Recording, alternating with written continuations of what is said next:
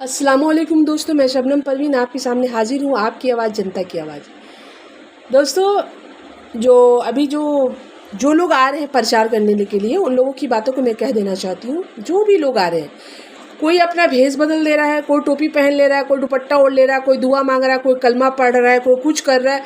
माने अजीब अजीब से हरकतें हो रही है। जो नेता लोग हैं उनकी हरकतें देख के बड़ी हमें तो हैरानी हो रही है। उन औरतों को देख के, उन मर्दों को देख के, कोई टोपी में, मतलब सब मुसलमान को ही की कन्विंस करता, मुझे समझ में नहीं आता है। कोई भी ऐसे लोग जो आ रहे हैं प्रचार के लिए, जो प्रचार के लिए निकल रहे हैं, कोई कलमा पढ़ना शुरू कर दे रहा, कोई ला इलाहा, कोई कुछ मतलब कुछ ना कुछ। मतलब मुझे ना कभी कभी बैठ के मैं कभी कभी तन्हाई में सोचती हूँ कि आखिर ये नेता लोग मुसलमान को ही क्यों कन्विंस करते हैं, मुझे समझ में नहीं आता।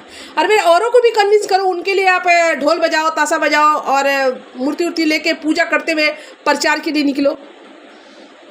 ये मुसलमानों को इस तरह से मतलब इन लोगों को समझ में आ गया है कि आज़ादी के बाद जिस तरह से मुसलमानों को बेवकूफ़ बनाया गया है और गुलाम बना के रखा गया है, अब तक उन लोगों को हम लोगों ने गुलाम की तरह जो खटाया है, जो चटाई बिछवाया है, वो अब जब तक दुनिया रहेगा हम लोग मुसलमानों से यही करवाते रहेंगे।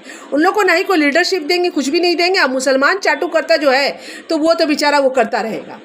मुसलमानों को देखिए, मुसलमानों को आप देख लीजिए, जो लोग हैं उनको देखिए कि गुनाह सरासरी आँख के सामने हो रहा है और उसको मतलब यकीन, उसको एक्सेप्ट करने के लिए तैयार नहीं ऐसा फिर बाद में ठीक हो जाएगा, अभी हो रहा बाद में ठीक हो जाएगा। ये हालत है दोस्तों। अब जैसे देखिए, बाबू घाट में उस लड़की को जला के मार दिया गया केरोसिन तेल छीट के एक पब्लिक प्लेस में।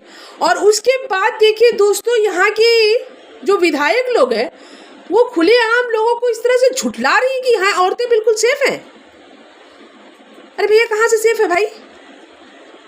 मैं उन औरतों से पूछती थी, अरे भाई आपके भी घर में बेटी है, बहन है, माँ है, सब कुछ रिश्तेदार है, आप बताइए आप कहाँ से औरतें सेफ है? दिन दहाड़े औरतों को जला दिया जा रहा है, लड़कियों को जला दिया जा रहा है। ये हमारी बंगाल की हालत है दोस्तों। हजारों हजार लाखों लाख बच्चे जाके बाहर नौकरी कर रहे हैं। अब सब लोग मतलब जितने भी विधायक हैं, अब भाई मोदी जी आए हैं तो वो बोले हम नौकरी देंगे, बंगाल में नौकरी नहीं है, चाकरी नहीं है, कुछ नहीं है, शिक्षा नहीं है, सबको सब कुछ हम करेंगे। अरे भाई, आप तो प्राइम मिनिस्टर है, हिंदुस्तान के प्राइम मिनिस्टर, आप तो पूरे हिंदुस्तान का कमान आपके हाथ में, आप सुधारिए ना भाई। आपने नहीं भी बोला था 1 साल में 1 करोड़ नौकरी देंगे, 15 लाख रुपया वापस मिलेगा, सब कुछ होगा। कहाँ कुछ मिल रहा भैया? तो मतलब हमको तो लगता है सब एक ही थाली के चट्टा पट्टा है, सब एक ही तरह की बात से लोगों को समझाते रहते हैं, एक ही तरह की बात से जानते हैं कि लोग बेवकूफ़ हैं, फिर तो हमको ही वोट देंगे। तो ये हम और आप बेवकूफ़ हैं जो बार बार जाते हैं लाइन लगा के पसीना बहा के वोट देते हैं, फिर इनको लाते हैं सत्ता में। इनके बच्चे जाएंगे अमेरिका, लंदन और जर्मन में पढ़ने के लिए, हमारे बच्चों के लिए सरकारी स्कूल भी ठीक नहीं है। वहाँ भी ना ही टूटा बेंच टूटा, टीचर जो है वो तकिया लेके सोती रहती, पढ़ाती नहीं, कुछ भी नहीं करती। ये हमारा देश है दोस्तों। विधायकों को देख लीजिए दोस्तों, अभी देसी कार में प्रचार कर रहे हैं, हेलीकॉप्टर में प्रचार हो रहा है, और आम पब्लिक रास्ता में बैठ के खून बहा रहा, पसीना बहा रहा है, झंडा लगा रहा है। यह है पब्लिक है भाई, क्या करे भाई, पब्लिक है भाई, पब्लिक तो कुछ बोलता है।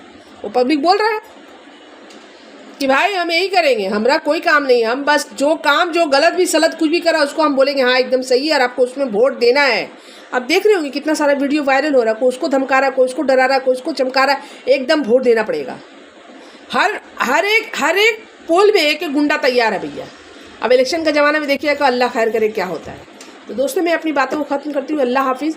इन सब वादाओं पे मत जाइएगा, उसी को वोट दीजिएगा जो आपको सही लगता है, जो आपके लिए काम करेगा। अल्लाह हाफिज़।